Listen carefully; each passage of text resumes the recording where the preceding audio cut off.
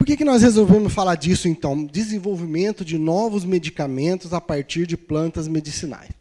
Mas a gente tem que se fazer, então, uma pergunta. Planta é remédio? Ou plantas fazem bem à saúde? O que vocês acham?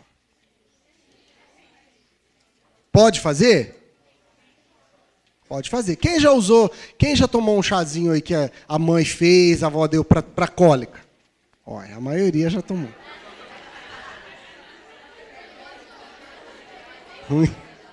Muito bem. Então, de vez em quando, planta pode fazer bem na saúde, não pode? Me dá um outro exemplo de quando planta faz bem para a saúde. O que a sua mãe fala todo dia na hora do almoço? Para comer a verdura, a salada, os legumes. Isso não são plantas? Fazem bem à saúde? Fazem. Muito bem. E plantas podem fazer mal à saúde? Quem já passou mal depois de comer alguma coisa que a mãe falou que não era para comer? Ai, não pode mexer nessa daí porque faz mal, dá dor de barriga. A gente vai lá e, né? Curiosidade. Ou queimou a mão. Já aconteceu. Ou se espetou com algum espinho que não sabia que tinha. Então, plantas podem fazer mal à saúde, né? As plantas possuem atividade biológica? Muito bem. As plantas, elas se defendem contra o meio ambiente? Sim, elas se defendem contra as lagartas, contra os insetos. Elas atraem os insetos? Pássaros. Então, as plantas, elas não são só fontes de proteínas, carboidratos e gorduras. Elas têm outras coisas. Elas têm perfume, têm sabor, têm veneno, têm inseticida. As plantas se machucam? A gente se machuca. O que acontece depois que eu corto aqui a mão, passa um tempo, o que acontece? Cicatriza ou fecha. A planta cicatriza? Sim. Quando você corta um galho de uma árvore, né? Depois você volta lá, depois de 2 anos, a casca está cobrindo, assim, tem uma bola lá. Mas não são todas, algumas, outras não. Então, as plantas têm substâncias nelas que têm atividade biológica, que permitem que elas se comuniquem umas com as outras. As plantas se comunicam umas com as outras? Sim. As plantas se comunicam com os animais, se comunicam com os insetos, e quando a gente ingere uma planta, essas substâncias vão ter atividade no nosso corpo? Sim. Tem gente que morre de comer uma planta venenosa? Sim. É perigoso. Muito bem. O uso das plantas como remédio vem desde os primórdios da humanidade. Desde que o homem começou a desenvolver a inteligência, começou a interagir com o meio ambiente, aprendeu que ele podia cultivar as plantas ao invés de só ir catando de onde tinha, ele também aprendeu que algumas faziam mal e outras faziam bem. Que uma fazia passar febre, a outra tirava a dor de cabeça. E há registros disso desde 60 mil anos antes de Cristo. Né? Nas cavernas, lá tem desenho da plantinha usada como remédio. Então, faz muito tempo que a gente faz isso. E esse camarada aqui, chamava Hipócrates, ele era da cidade de Kos, na Grécia. Ele ficou muito famoso, porque ele é considerado o pai da medicina. Ele que começou a ensinar os discípulos dele que as pessoas adoeciam, os motivos pelos quais as pessoas adoeciam e como que a gente podia tratar. E ele usava, para tratar os seus pacientes, as plantas, porque naquela época não tinha remédio. Tinha farmácia? Não tinha. Não tinha remédio na farmácia. Então, eles usavam plantas.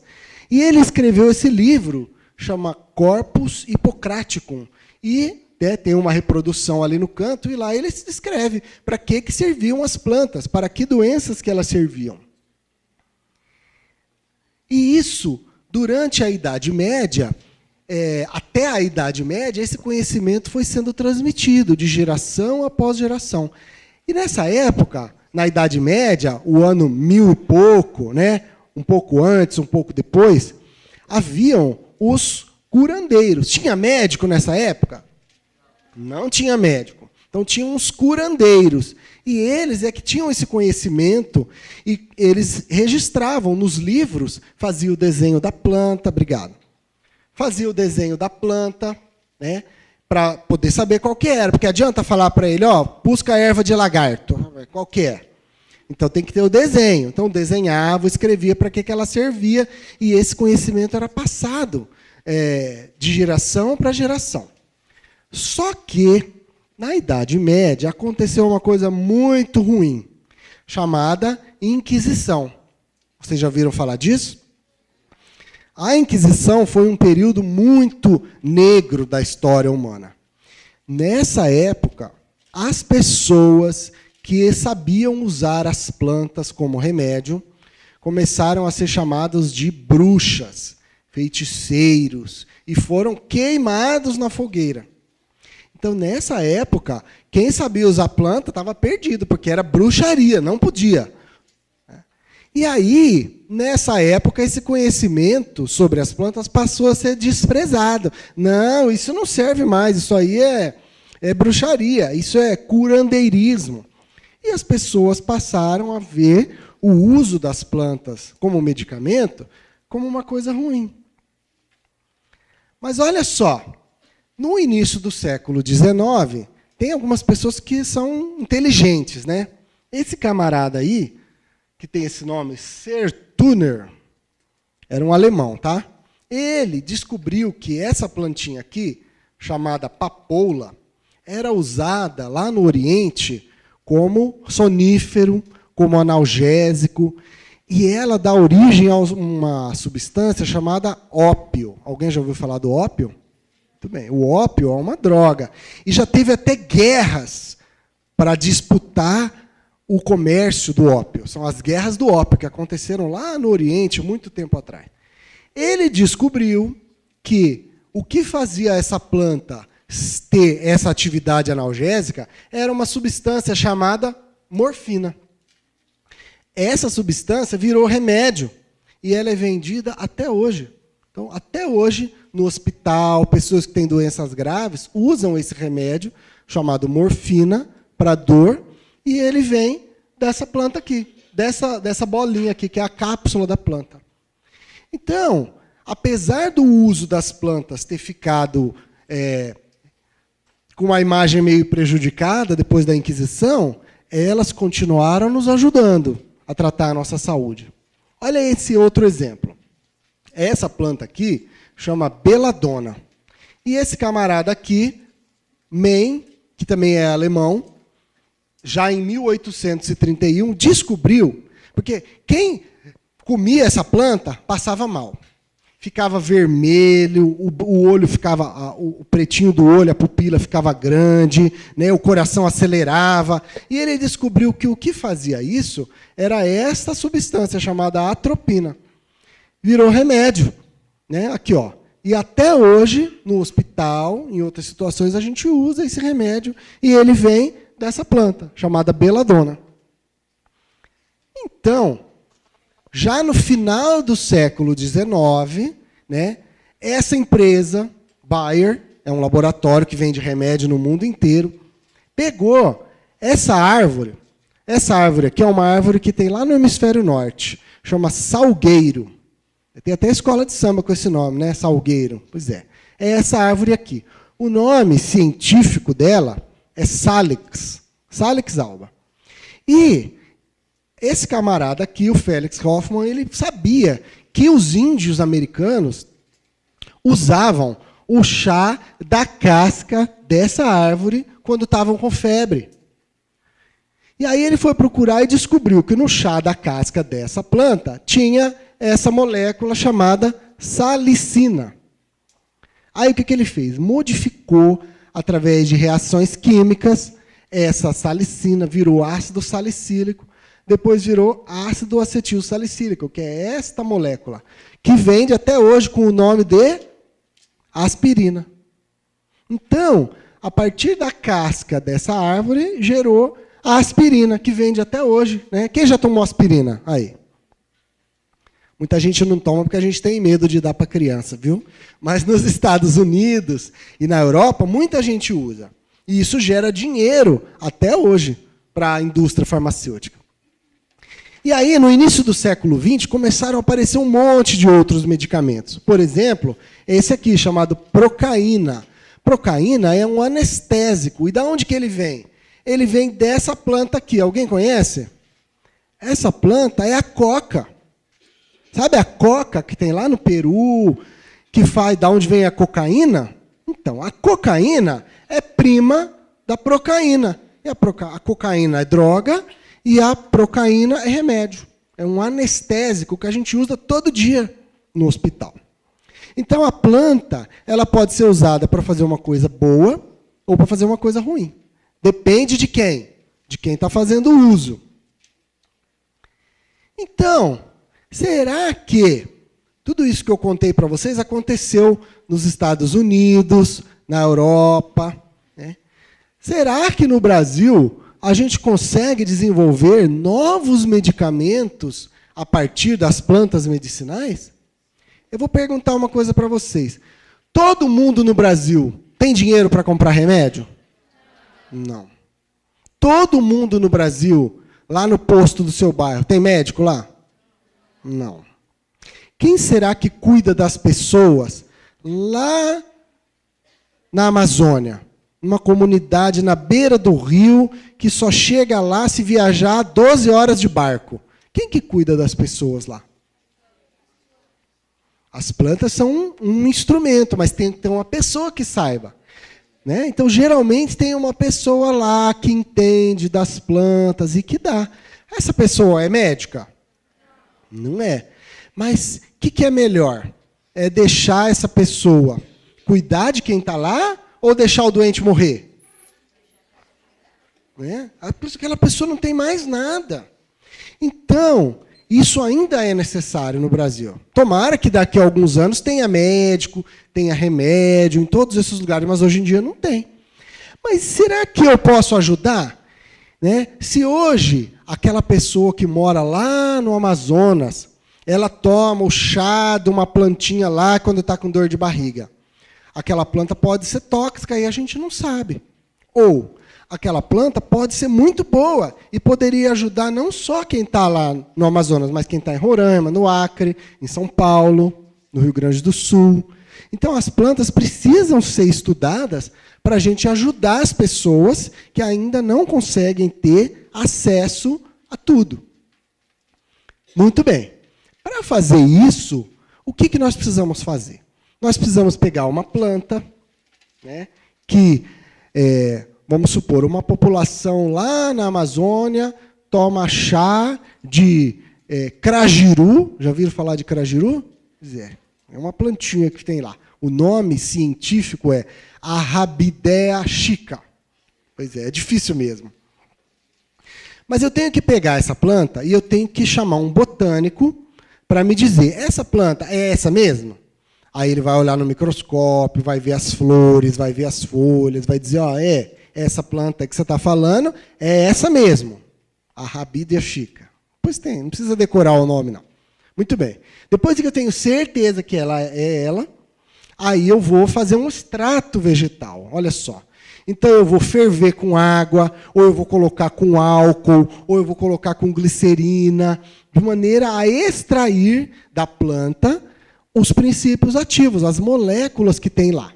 E aí forma isso daqui, um extrato, né, a partir da planta. Esse extrato é riquíssimo em várias moléculas que estão presentes na planta. Ou eu posso pegar essa planta, moer num pó bem fininho e colocar em cápsulas, assim, ó. E aí eu posso usar como remédio a cápsula. Isso, na legislação brasileira, se chama droga vegetal. Isso aqui, vocês acham que isso aqui é curandeirismo? Não é. Quem sabe o que é a Anvisa? Anvisa é a Agência Nacional de Vigilância Sanitária. Aquela mesmo que criou caso com a fosfetanolamina, que não pode, e não pode mesmo, enquanto não provar que funciona. Não pode. A Anvisa, ela autoriza os médicos e outros profissionais a prescreverem esse tipo de remédio. Esse tipo de remédio chama droga vegetal. Eu posso fazer isso com qualquer planta? Não, aquela que tem um mato lá em casa, eu não vou pegar e fazer remédio, né? Tem que saber qual é a planta que está lá, porque pode fazer bem ou mal. Muito bem. Então, quando a gente vai estudar uma planta, dá um trabalhão saber se ela é ela de verdade, produzir esses extratos de maneira bem feita, com qualidade. Então, eu preciso saber se isso aqui não está contaminado. O solo onde essa planta estava podia estar contaminado com mercúrio, com metais pesados, com agrotóxico. Então, tem um monte de etapas para saber se isso tem qualidade. Química, microbiológica, só depois que eu posso usar como remédio. Muito bem. Então, o nosso grupo, que não sou só eu, tem várias pessoas envolvidas, resolveu estudar possibilidades de remédios a partir de plantas para tentar ajudar as pessoas que têm esses tipos de problemas aqui, que são enxaqueca. Enxaqueca, todo mundo sabe o que é? Uma dor de cabeça muito forte, né? Tem gente que chama de migrânia. Tá? Ou diabetes, todo mundo sabe o que é diabetes? Isso, então, o açúcar alto no sangue, né? Quem tem um parente diabético aqui? Será que essa doença é comum? Muito comum.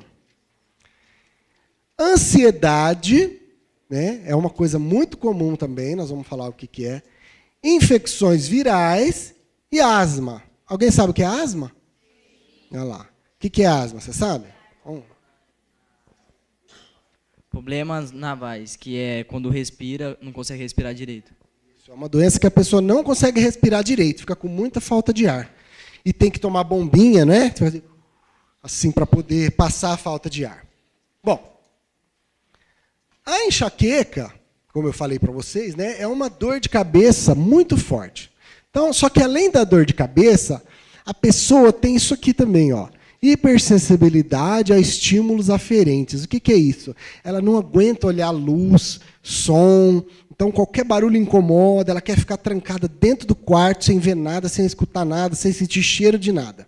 E ela também sente vontade de vomitar, tontura. Então, quem está passando mal de enxaqueca é uma tragédia. Dói muito. E ela afeta 18% da população mundial. Então, é muita gente. Se a gente pensar que de cada 5 pessoas no mundo, uma tem enxaqueca. É bastante gente, né? Isso gera gastos de mais de 20 bilhões de dólares por ano nos Estados Unidos. Com remédio, com exame, com falta ao trabalho, falta à escola. E o tratamento que existe até hoje, ele não funciona para muita gente. Tem muita gente que toma um remédio, não funciona, toma outro, não funciona também, toma outro, não funciona também. Muito bem. Existe uma plantinha chamada Lípia alba, né? Ela é conhecida como erva cidreira de arbusto. Quem já tomou chá de erva cidreira aqui? Todo mundo. Talvez não tenha sido essa aqui, porque no Brasil tem várias plantas que chamam erva cidreira. Tá? Então, é importante lembrar disso. Às vezes, o mesmo nome pode ser outra planta. Mas essa planta aqui também chama erva cidreira e muita gente bebe chá dela. No Nordeste, Minas Gerais, Goiás, em São Paulo. E ela é usada pela população para tratamento de dores de cabeça. Então, né, as populações tradicionais falam assim, olha, alguém está com dor de cabeça, ô, meu filho, toma esse chazinho aqui que você vai melhorar. E aí, ela inclusive é aprovada pela Anvisa para uso para dor de cabeça. Será que ela pode ser usada para enxaqueca, que é uma dor de cabeça muito, muito, muito forte? Pode ser. A gente tem que... Oi? Muito bem. Então, a gente, para dizer que serve, precisa provar. Então, o que nós fizemos? Nós pegamos lá em Araxá, que é uma cidade em Minas Gerais, e depois também aqui em Ribeirão Preto. E nós pegamos algumas pessoas que tinham enxaqueca. Né? A maioria eram mulheres. 60 pacientes Depois nós pegamos mais 21. E eles tomaram tintura dessa planta. Tintura é isso aqui, ó. É como se fosse um chá com álcool. Então, coloca numa garrafa a planta com álcool, deixa lá 20 dias, aí coa. Alguém já viu fazer isso? Algumas pessoas já viram. Tem que a avó faz. Né? Tudo bem, não é para ninguém fazer isso em casa, não, viu? Pode ser perigoso. E aí, essas mulheres, esses pacientes, tinham muita dor de cabeça e tomaram isso durante 2 meses. Essa planta tem essas moléculas aqui, ó, que são óleos essenciais, geranial e carvenona. Essas moléculas que estão presentes lá, entre outras, tem centenas. E o que aconteceu? Olha só, eu vou ter que explicar isso para vocês. Aqui é a intensidade da dor, de 0 a 10. A maioria das pessoas tinha uma dor muito, muito forte, ó, de 8 a 10. Bem forte. Depois de 2 meses tomando o remédio, o que aconteceu? A dor de cabeça ficou mais fraca, de 0 até 4. Então, era 8 a 10, a dor ficou mais fraca. E o que aconteceu também? Tinha gente que tinha dor 7 dias por semana. Tinha gente que tinha dor 6 vezes por semana, só não tinha domingo. E a maioria das pessoas tinha dores de cabeça várias vezes por semana. E o que aconteceu depois de 2 meses é que a maioria das pessoas quase não tinha mais dor de cabeça. E quando tinha, era mais fraca, como vocês viram no anterior. E, além disso, essas pessoas, quando elas tinham a dor de cabeça, elas faltavam no trabalho, faltavam na escola, perdia, ó, em 2 meses, chegava a perder, em 3 meses, chegava a perder 40 dias, 20 dias, que faltava de tanta dor de cabeça. Depois do tratamento, ó, diminuiu, faltava 10 dias, 5 dias só. Então, qual que foi a conclusão? A conclusão foi: a tintura dessa planta, Lípia alba, reduz a frequência das crises de enxaqueca, a sua intensidade e o impacto na vida das pessoas. E, mais importante, não causou nenhum efeito colateral. Um laboratório canadense, eu não posso falar o nome, já telefonou para a gente: olha, eu quero vender esse remédio aqui no Canadá. Né? E por que não está vendendo ainda? Porque a Anvisa ainda não deixou. Então, a gente está tentando conseguir a autorização para poder fazer isso, porque o laboratório já quer transformar em remédio. Então, esse é um exemplo de como o conhecimento popular pode ser traduzido para beneficiar as pessoas. Ele quer fazer uma pergunta. Mais ou menos quantas semanas, quantos meses vocês estudam isso para testar em pessoas depois? Uma ótima pergunta. Não é rápido, não. Para conseguir juntar todas essas pessoas, nós demoramos 2 anos. Demora, porque não chega todo mundo de uma vez, né? Chega 2 hoje, amanhã chega mais 1, semana que vem chega mais 3, e assim a gente vai. Aí um desiste, fala: não gostei, minha mãe não deixou, meu marido está bravo comigo, e sai, aí você tem que pôr outro no lugar. Então, é bem demorado para fazer. Tá? Muito bem. Nós podemos, então, recomendar que quem tem dor de cabeça tomar um chazinho dessa planta? Nós podemos. O governo brasileiro permite que a gente use na forma de chá, sem precisar de receita médica, essa planta.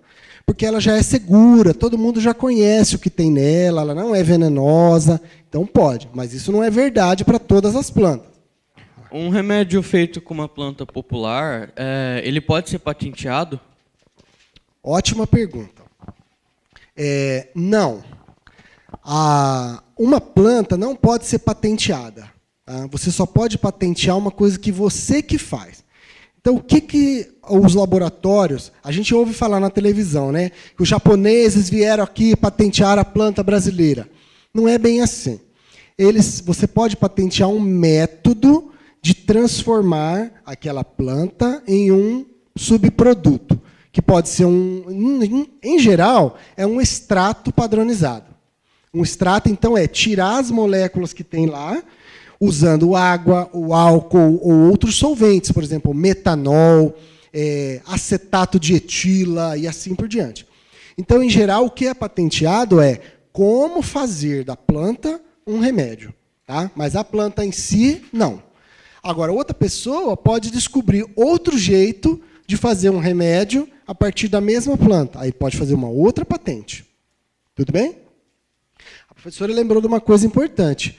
Não é porque é natural que a gente pode tomar um monte. Tem uma dose também. Se tomar muito, pode fazer mal? Pode fazer mal. Então, tem o tanto certo. Tá? No caso desta planta que eu mostrei, que era a Lípia alba, pode tomar do chazinho 3 xícaras por dia. Tá bom? Mais do que isso vai dar sono. E aí pode cair a pressão. Então, tem que ser na dose certa. Muito bem. E o diabetes? O diabetes também é uma doença muito comum. Cerca de 20 milhões de pessoas nos Estados Unidos têm diabetes. No Brasil, se não tem esse tanto, deve estar quase lá, porque nós estamos também cada vez mais tendo gente obesa, não é? E a obesidade é um dos fatores que leva ao diabetes. Tem mortalidade elevada. Muita gente morre porque tem diabetes. Mas o principal está nas complicações da doença. Vocês já sabem que quem tem diabetes vai perdendo a visão, o rim vai parando de funcionar, o coração vai ficando com as artérias do coração vão ficando entupidas, pode ter uma ferida na perna, no pé que não cicatriza. Então, o paciente diabético ele tem um monte de problemas ao longo da vida. E o tratamento é muito complexo e a resposta é variável. Então, o mesmo remédio que ele toma e funciona, se der para ele, pode não funcionar. Se eu der para ela, pode ser mais ou menos. O remédio que eu dou para ela funciona, mas ela passa mal, ela tem diarreia. Aí o outro toma o remédio e não sente nada. Então, depende. Não tem um remédio só que funciona para todo mundo. E é difícil o paciente tomar direitinho. Quem já foi no médico e ele passou para tomar um remédio 3 vezes por dia? Quem agora tomou direitinho e não esqueceu nenhuma vez? É difícil a gente tomar remédio certinho. Agora, imagina se você tomar 5 tipos diferentes de remédio. Bastante. Tem gente que toma 10. Então, o que acontece? As pessoas que são diabéticas têm dificuldade em tomar os remédios, que às vezes esquece, às vezes o remédio faz ela sentir o estômago ruim. Então, aí ela esquece de tomar e a doença não é tratada direito. Então, a gente ainda precisa achar remédios melhores para tratar o diabetes. Essa planta aqui chama Eugênia punicifolia. É uma planta do cerrado brasileiro. Ela é brasileira. E ela é parente da pitanga. Quem já comeu pitanga? É bom, né? Bem. Tá vendo que ela também dá uma frutinha vermelhinha? Mas essa aqui a gente não pode comer, não. Viu? Porque se comer, passa mal. Por que passa mal? Essa planta, a população chama de pedra úmica A. Esse nome é indígena. E a população usa essa planta para tratar o diabetes. Mas se uma pessoa que não é diabética tomar e comer essa pitanga aí, vai desmaiar. Por quê? O açúcar no sangue abaixa. Então, nós que não somos diabéticos, podemos tomar isso aqui? Não, vai passar mal. Mas quem é diabético toma e a população dizia que melhorava. E nós fomos investigar. Será que melhora mesmo? Muito bem. Então, eu só pude dar essa planta para pessoas porque nós já sabemos, já foi feito estudo em animais, de laboratório, mostrando que não é venenosa, que não tem nada perigoso nela. Porque se tivesse, aí eu não poderia dar para as pessoas, né? Então, nós pegamos 15 pacientes que eram diabéticos, que já estavam fazendo tratamento, mas não estavam muito bem controlados, não. E aí eles tomaram essa planta, a Eugênia, na forma de cápsulas. 3 vezes por dia. Essa planta tem essas substâncias aqui, ó. Cariofileno, ácido gálico e flavonoides. Eu não vou nem me atrever a querer explicar para vocês o que é exatamente essas moléculas, mas elas têm as propriedades de diminuir o açúcar no sangue, que é o problema do diabetes. E o que aconteceu? Isso aqui são resultados de exame de sangue, tá? Não sei se vocês vão conseguir entender, mas isso aqui chama hemoglobina glicosilada. É um exame que a gente faz para saber se o tratamento está dando certo ou não, tá bom? Então, os pacientes, quando começaram o tratamento, estava assim, ó, mais ou menos 8. E depois de 2 meses tomando, tinha diminuído, já estava no 7, no 6, que é o que a gente quer que aconteça. Além disso, melhorou esse outro exame aqui, chamado proteína C reativa, que é uma das coisas que diz se a pessoa vai ter aquelas complicações, perder o rim, perder a visão, ter um machucado na perna.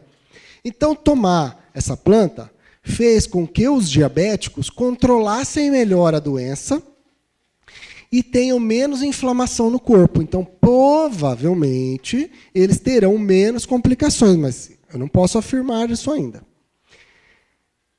Melhorou também a insulina no sangue e melhorou o funcionamento da tireoide. Então, quem tem, geralmente o obeso, diabético, ele também tem problema na tireoide. Então, também melhorou o funcionamento da tireoide. Então, qual foi a conclusão?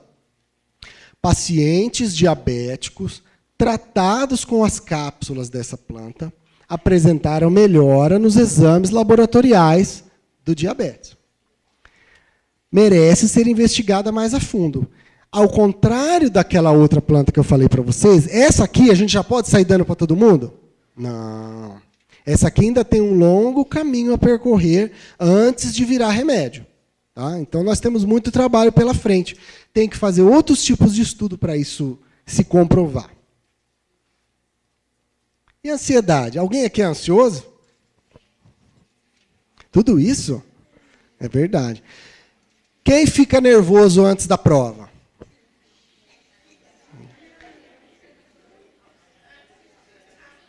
Então, mas espera aí, todo mundo aqui fica nervoso antes da prova? Então, quem é que come 2 barras de chocolate antes da prova? Não. E quem fica sem dormir? Quem perde o sono fica sem dormir? Alguns. Muito bem. Então, ansiedade é um negócio assim, todo mundo tem que ter um pouco. Todo mundo tem que ter um pouco, porque se eu não ficar preocupado antes da prova, eu vou estudar? Então, um pouquinho de ansiedade todo mundo tem que ter. Mas quando passa da conta, aí é um problema. Ansiedade, gente, é muito comum. 29% das pessoas já tiveram um transtorno de ansiedade alguma vez na vida.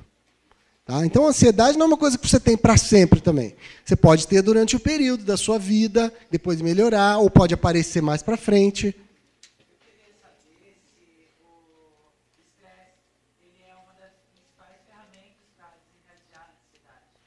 Ele está perguntando se o estresse leva à ansiedade, é isso? É uma das causas. Então, a pessoa que trabalha muito, que dorme pouco, que está sempre preocupada, é ansioso. Mas é difícil dizer, sabe a história, Tostines é fresquinho porque vende mais ou vende mais porque é fresquinho? Ou, quem veio primeiro, o ovo ou a galinha? Então, o estressado é ansioso ou é o ansioso que é estressado? É difícil dizer. Viu? Mas algumas pessoas têm uma predisposição à ansiedade. Causalidade reversa é o nome. Causalidade é quem é causa e quem é efeito.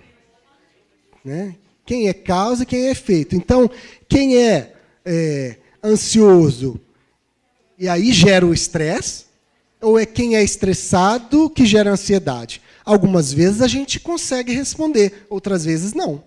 Então, há muitas coisas que a ciência ainda não sabe a causalidade. Né? Muito bem. A ansiedade dá um monte de problema, gente. Gera divórcio, desemprego, diminui o bem-estar da pessoa, leva a pessoa a utilizar mais o sistema de saúde. Então, quem é ansioso sempre acha que, ai meu Deus, acho que dessa vez eu vou morrer. Aí vai no posto de saúde. A hora espirrou uma vez, ela já acha que está com pneumonia, né? E corre para o posto de saúde. Gera risco de suicídio, tem pessoas que se suicidam por causa disso. E gasta-se um monte de dinheiro com o tratamento dessas pessoas. Então, é um problema grave. Mas o tratamento que nós temos hoje para a ansiedade são medicamentos ou ir no psicólogo. Isso custa dinheiro. Muito bem. Todo mundo no Brasil tem acesso ao psicólogo? Não. Todo mundo no Brasil tem acesso a psiquiatra? Todo mundo no Brasil tem dinheiro para comprar um remédio para a ansiedade? Não também. Então, é um problema que nós precisamos tentar ajudar. Essa plantinha, chamada Aloysia polistachya, ela é uma planta da América do Sul. Ela veio lá da Argentina. E lá da região sul. Então, o pessoal coloca ela no chimarrão. Quem sabe o que é chimarrão? Então, é uma... Oi? E do tereré também, ó. Tereré também é uma bebida feita com a erva mate, né? Só que o chimarrão é quente e o tereré é frio. Então, a população coloca ela no chimarrão e no tereré. Por quê? Porque ela é gostosa. Tem gostinho, sabe de quê? De menta. Então, fica o tereré com gostinho de menta. Ela não gosta muito de menta, não. Você preferiu o quê? Framboesa? A população coloca no chá. Então, nós já sabemos que muita gente bebe e não acontece nada. Então, isso já é um forte indício de que é segura. Muito bem. E a verdade é que alguns estudos já foram feitos e nós já sabemos que ela é segura. Tá? Não é tóxica, ela é muito rica em óleos essenciais. E óleos essenciais, ou seja, o que é perfumado, age no sistema nervoso central. Alguém conhece aqui lavanda? Muito bem. Quando a gente pega um sabonete, alguma coisa de lavanda e cheira assim, o que a gente sente? É bom ou é ruim? É bom, relaxa. Não é assim? Então, óleos essenciais agem no sistema nervoso central. Será que essa planta funciona para tratar a ansiedade? Muito bem. Então, o que nós fizemos? 31 pessoas com ansiedade, diagnosticada pelo médico. Então, não é assim na rua, né? Você tem ansiedade? Não é assim. Passou por uma entrevista com o médico fez o diagnóstico de ansiedade e a pessoa aceitou participar.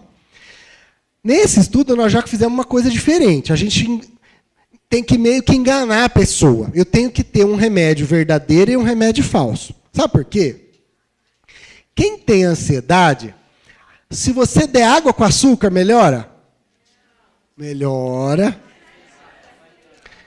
Isso chama efeito placebo. Então, às vezes, olha, toma aqui essa aguinha com açúcar que você vai melhorar.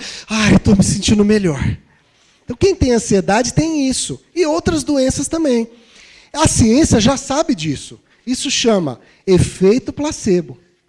Que você dá um remédio falso e a pessoa melhora. Tá? Então, para a gente ter certeza, como que eu ia saber? Se eu desse a planta para ele é ansioso, eu vou dar a planta, ele melhorou? Melhorei. Eu não sei se foi a planta que fez ou se foi o tal do efeito placebo. O que você quer perguntar? Exatamente. É como se fosse psicológico. Não é totalmente psicológico, mas é também. Tá? Porque quando a gente toma um remédio, o cérebro da gente libera umas substâncias chamadas endorfinas que vão fazer a gente se sentir melhor. Entre outras coisas. Também é psicológico. Então, eu tenho que enganar. Eu vou pôr entre aspas, enganar a pessoa. Ela não sabe se está tomando o remédio verdadeiro ou falso. Nem eu. Então, ela toma sem saber e eu também não sei. E nós fizemos isso com as pessoas. 31 pessoas. Eu falo enganar, mas a gente não enganou ninguém, não, viu? Todo mundo sabia a regra. Né? E eles aceitam participar. E o que aconteceu? Olha só. Isso aqui, ó, é a escala Hamilton de ansiedade. É um questionário que dá uma pontuação que diz se a pessoa está mais ou menos ansiosa. Tá bom? Eu pus essa linha tracejada aqui, é o 100%. Todo mundo começou no 100. E eu queria ver se diminuía. Olha só o que aconteceu. Do lado de cá, estão as pessoas que tomaram a planta. Do lado de lá, estão as pessoas que tomaram o remédio falso, placebo. Era uma cápsula que tinha, sabe o que dentro? Açúcar. Muito bem. As pessoas que tomaram a planta, elas começaram a melhorar. Ó, do 100 caiu para o 90, depois caiu para os 60 e pouco, depois caiu para os 60. As pessoas que tomaram o açúcar também melhoraram. Caiu também, ó, perto do 90, depois caiu perto dos 70, mas chegou no 70, parou. Então, as pessoas que tomaram o remédio falso melhoraram um pouco e pararam de melhorar. As pessoas que tomaram o remédio verdadeiro melhoraram e continuaram melhorando, mais do que o placebo. Né? Então, olha lá. Então, eu posso dizer que as pessoas desse grupo melhoraram um pouco devido ao efeito placebo.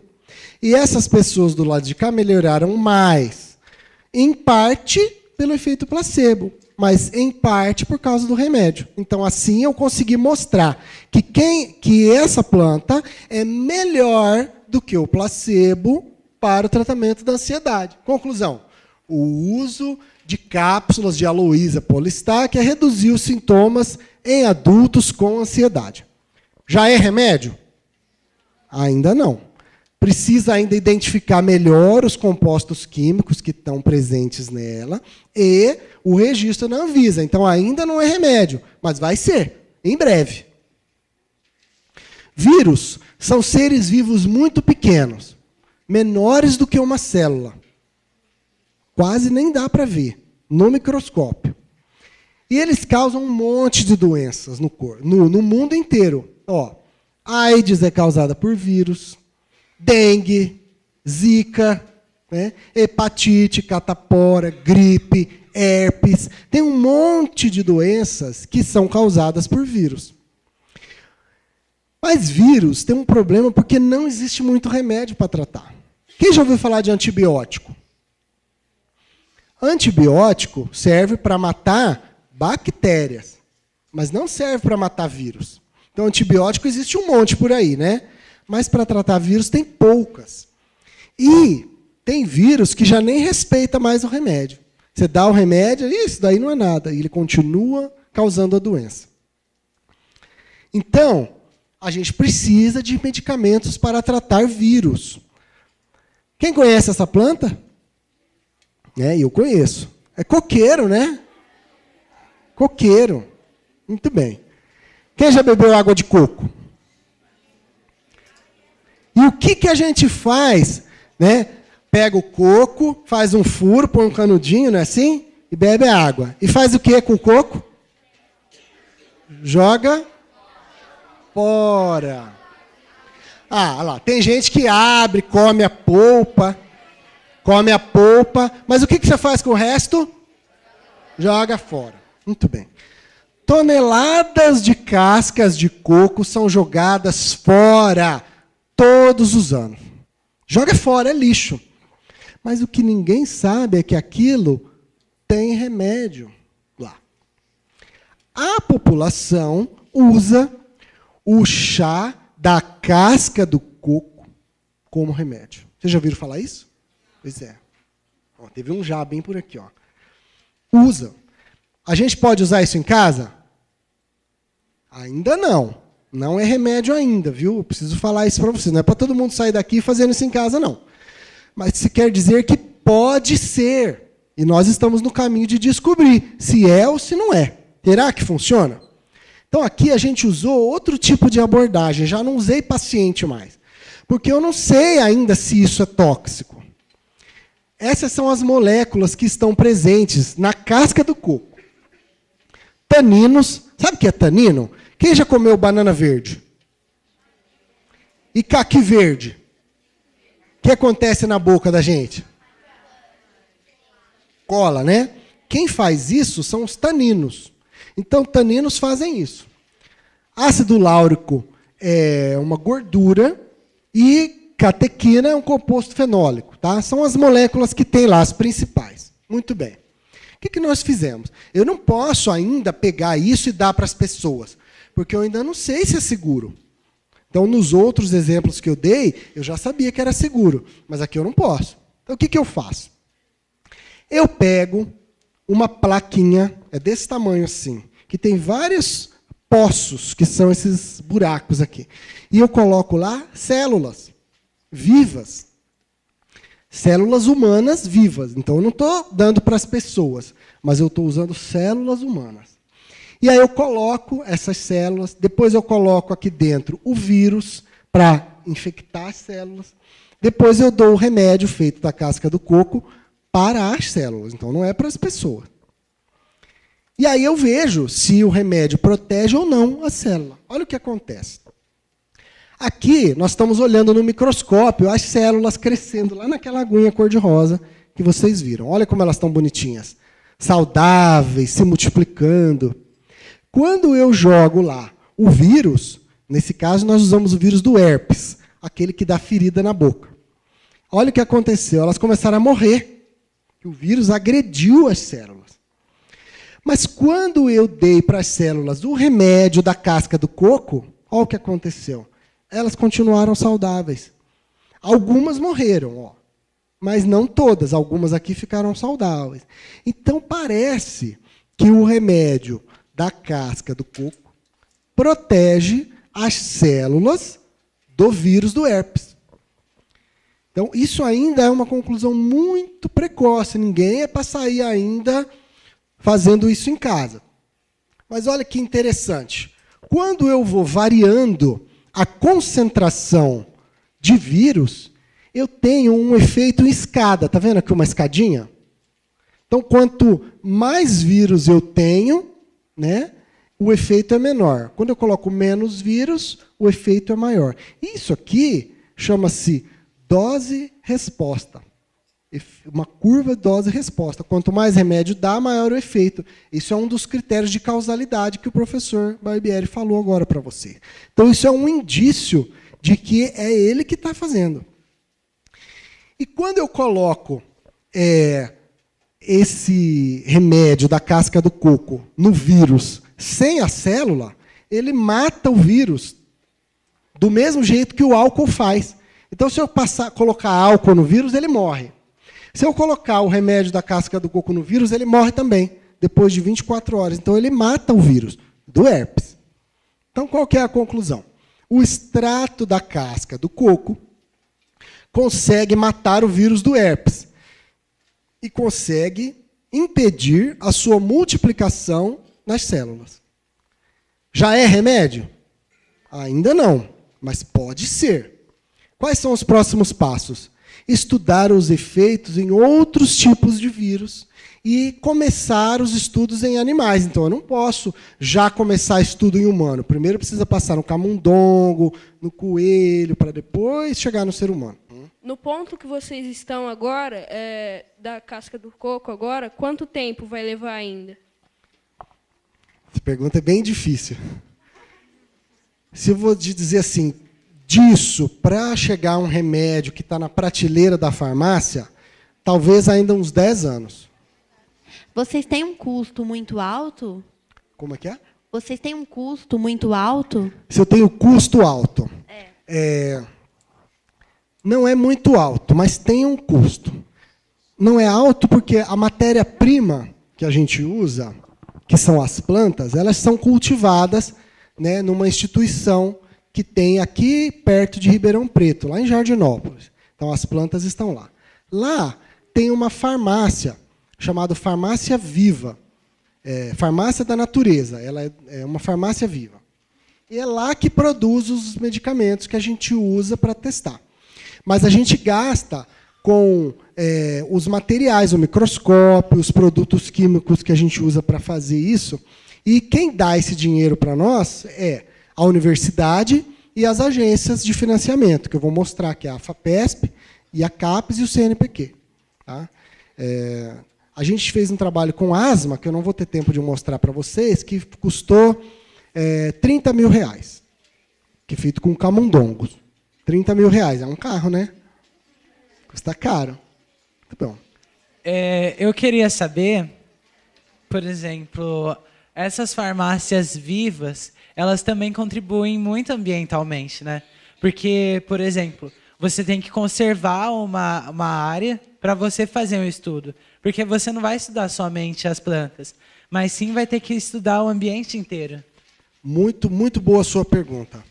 A produção de plantas medicinais, ela não pode ser feita como a gente planta soja. E pega lá 20 hectares e de soja é uma coisa. Se eu botar 20 hectares de uma planta medicinal, aquilo não vai ser remédio. Porque o que é o remédio nas plantas é aquilo que ela usa para se comunicar com as outras, para defender dos insetos, dos agressores. Então, ela precisa estar cultivada, misturado com outras, precisa ter inseto para agredir ela, para ela produzir aquela substância, senão ela não produz. E não pode usar agrotóxico, pode? Não pode. Como que vai ser remédio com agrotóxico? Né? Então, a técnica de cultivo tem que ser orgânica, tem que ser em consórcio, ou seja, as plantas têm que estar tudo misturada uma com as outras, não pode ter um campo de uma coisa só, e tem que ter controle de qualidade. Muito bem. E é claro que o ambiente se beneficia disso. Já inventaram o remédio para câncer a partir de plantas? Ótima pergunta. Existem remédios que são usados hoje em dia para câncer que vieram das plantas. Por exemplo, tem uma florzinha que todo mundo já deve ter visto, chamado vinca. Tem gente que chama de bom dia e boa noite, porque tem a roxinha e a branquinha. Viu? Essa vinca tem nela substâncias chamadas alcaloides. E esses alcaloides da vinca, que são chamados de vincristina e vinblastina, são usados no tratamento do câncer. Então, existe remédio para o câncer a partir de planta. As terras de onde vocês pegam os remédios são do governo ou são assim da farmácia mesmo? De onde nós pegamos? Isso, de onde vocês tiram? Aonde nós obtemos essas plantas é uma instituição filantrópica que fica lá em Jardinópolis. Então, é uma entidade que dá os remédios gratuitamente para as pessoas que buscam lá. Então, lá tem médico, então você quer se tratar com um medicamento fitoterápico. Você vai lá, marca uma consulta, tem um médico que vai atender, fazer a receita, e aí você retira lá sem pagar nada. Lá tem uma plantação dessas plantas medicinais. Então, é lá que a gente extrai. Então, não é do governo. Eu gostaria de saber que, se eu vou dar um exemplo da diabetes. Se a gente tomar aquela planta, vai curar 100% a diabetes? Então, ótima pergunta. Algumas doenças não têm cura, elas têm controle. O diabetes é uma dessas doenças. Então, eu não posso falar, eu vou tomar uma planta e vai curar o diabetes. Não vai. Mas vai controlar. Tá? Então, se tomar o remédio certinho, vai viver mais tempo e ter menos problemas de saúde. Tá bom? Eu já ouvi falar que tem 2 tipos de diabetes. Esse remédio vai curar os 2 tipos? Vai controlar os 2? Nós não sabemos essa resposta ainda. Existem 2 tipos de diabetes, o juvenil e o dos adultos. Né? Então, tem um que começa na infância e um que começa já mais quando a gente está adulto. Nós não sabemos a resposta. Isso que eu mostrei para vocês foi feito no tipo dos adultos. Tá? Das crianças, vale a pena testar. Vai que dá certo. Mas ainda não temos a resposta para isso. Eu queria saber se os coquetéis de remédio da doença HIV, que é a AIDS, são usados medicamentos de plantas. Boa pergunta. Eu não sei dizer com 100% de certeza, mas eu acredito que não. A maioria dos remédios que são usados hoje para tratar a AIDS, o HIV, eles são produzidos a partir de um outro método, que é a correlação estrutura-atividade. Então, ele pega o vírus lá da AIDS, vê que ele tem uma molécula assim, aí ele desenha um remédio que vai encaixar lá. Igual uma fechadura, a chave encaixa na fechadura. Então, não é através das plantas. Pode ser que no passado tenha, mas eu não vou saber te falar com certeza. Tá bom?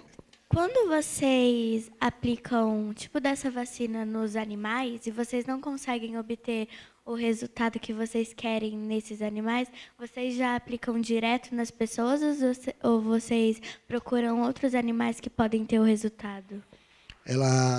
A resposta é, se o experimento que eu fiz nos animais não mostrou nenhum benefício, para por aí. Porque não é certo a gente continuar usando os animais, né, para isso, sabendo que não vai dar certo. E que dirá os humanos. Então, por isso que primeiro você começa nos animais menorzinhos. Né, e tem que ter todo o cuidado, não pode fazer ele sentir dor, não pode deixar ele sofrer, tem todos os cuidados. E se nesse primeiro experimento não funcionou, aí, em geral, aí a gente abandona a ideia, né, para não ficar judiando deles sem necessidade. Vamos buscar outras plantas, porque planta não falta. A adoção de plantas transgênicas, elas seriam uma evolução ou uma transgressão na produção de remédios? Pergunta pegadinha. A explicação é complicada. É o seguinte, depende. Se você atribuir que a atividade terapêutica da planta é consequência de uma única molécula, por exemplo, vamos falar rapidamente aqui. Erva cidreira, que eu mostrei. Tem lá o geranial. Vamos supor que eu acredite que o efeito é só aquilo. Aí eu posso ter uma planta geneticamente modificada que produz aquilo em altas quantidades. Então, nesse caso, é uma evolução. Mas há situações em que o efeito terapêutico da planta não é consequência de uma única molécula. É do conjunto. Isso chama-se fitocomplexo. E isso está muito bem estabelecido. Por exemplo, você sabe que no tomate tem uma substância chamada licopeno. Já ouviu falar? Que faz bem para o coração. Até vende na farmácia licopeno em comprimido. Mas nós sabemos que comer molho de tomate é muito melhor para o coração do que tomar o comprimido do licopeno.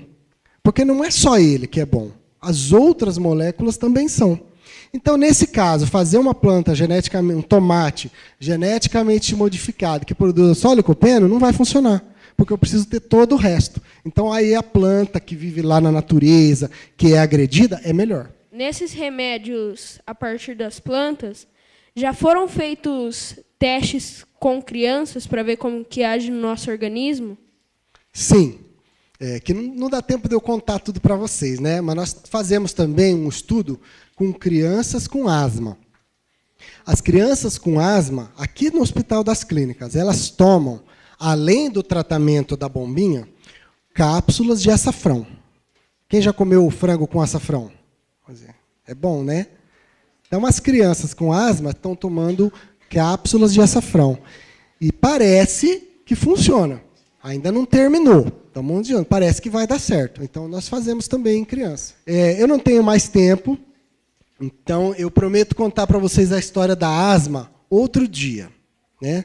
Mas eu quero dizer para vocês, né, que no futuro nós vamos ter, pelo Brasil, as farmácias vivas que o governo está trabalhando para ter, que não é sinônimo de remédio pobre para gente pobre, não é isso.